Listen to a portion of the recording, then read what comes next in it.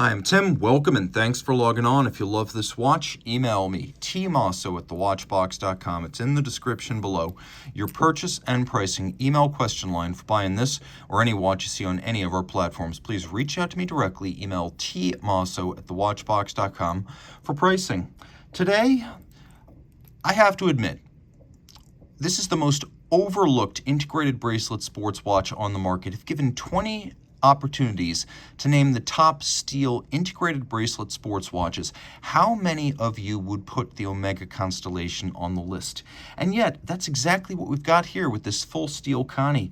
This is, of course, the Manhattan style with griffin claw brackets, as envisioned and realized back in 1982, though evolved to modern standards of fit, finish, and functionality. It's a beautiful size, 38 millimeters in diameter in steel, 12.6 millimeters thick, and thanks to the pivoted bracelet that pulls straight down 90 degrees out of the case band, it is only 46.2 millimeters from lug to lug and wearable on a broad range of wrist sizes. We'll throw it on my wrist. My wrist is 16 centimeters in circumference, and you can see that the watch wears easily. It's one of the thinnest automatic winding tri-level coaxial Omega watches you're going to find. So yes, it will fit underneath the cuff. And you can see the down the barrel shot, just how short the case is across the wrist. The bracelet is splayed out and curved out over the edges of my wrist, meaning that this could wear on a much smaller wrist, and I do believe you could pull this off on a wrist as small as 13.5 centimeters circumference. You can see on each side just how far away from the edge of my wrist the actual case edges are. And once again, very thin. Down the barrel one more time for good measure. The bracelet, beautifully integrated. This allows the case to curve into the lugs, to curve into the taper of the bracelet.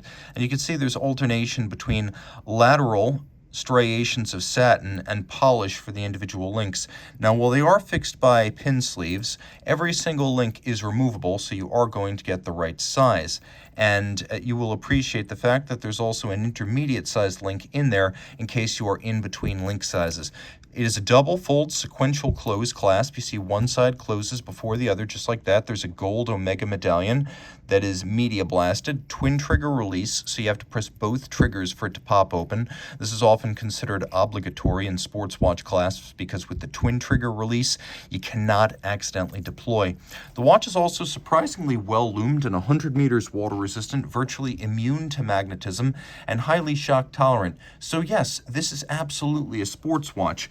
I talked about the Manhattan Constellation. There have been a lot of different versions of the Connie since the original in 1952, but the 1982 Griffin Claw or Griff design has been so enduring because in East Asia, it's one of the most popular watch styles from any brand. In the West, sometimes we don't quite understand the appeal of this watch, but when you hold it in the hand, you can see the logic of it. It's very versatile. It can be a super elegant, ultra-thin precious metal dress watch, or it can be what we have here, an all-around sports watch, and we get that via the not massive, but I would say redoubtable form of the tonneau-like case. It has presence. On the wrist, it's commanding despite not being hulking, and it has a lot of different facets: satin, polish, compound curves. You could see the griffin claws reach all the way to the back from the bezel, unifying the bezel in the mid case and the case back. We have Roman numerals, radial array, and engraved into the bezel. You can see a watchmaker's 4 right there. We've also got a high-grade dial featuring hands and indices with a combination of satin and polish for better contrast, and then also intricate fastening. You can see there's almost a wasp-waisted Coke bottle design to the shape of the indices, and then the hands at center feature lovely polished edges and satinated centers. We have an applied Omega logo, a polished and applied frame for the date, and then, of course, the star down at the bottom reminding us that the original 1952 Constellation was an observatory chronometer. And then we have a wonderful cross-hatched pattern across the dial. I've never seen this used on any other model besides the Constellation. It's both distinctive and attractive. Now, pulling the crown out, you see we have hacking seconds, so we can stop the movement if we wish to set it against a reference time. We also have a time zone function, so we can adjust the local hour forward and backwards. As we travel, the minute hand doesn't budge, the seconds hand doesn't stop, and if necessary, we can even move the date forward or backwards as we traverse the international date line. So a lot of features to love. Coaxial, you can see it on the dial, and indeed it is. It's the George Daniels coaxial escapement, a double impulse direct and indirect impulse escapement that uses tangential friction rather than sliding friction to minimize the effect of friction on power reserve, maintenance requirements, and chronometry. And this, the latest tri-level coaxial, is the most robust and accurate yet. These watches are well known to run within less than 1 second a day from the factory. Flipping it all over, you can see that the movement is attractive, machine finished but attractive. Caliber 8500, which launched in 2007 on the Hour Visions. You can see this is a 100-meter water-resistant watch, even if they're playing a little bit fast and loose with the conversion of meters and feet. We have a full balance bridge and a free-sprung balance for shock tolerance. We have a anti-magnetic escapement, balance staff balance, and silicone hairspring to make this watch robustly anti-magnetic.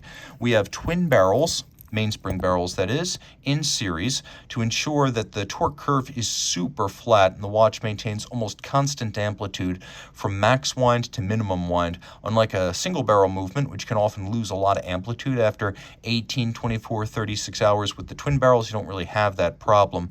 And of course, they're phased so that each one has a staggered torque curve to keep it flat when combined.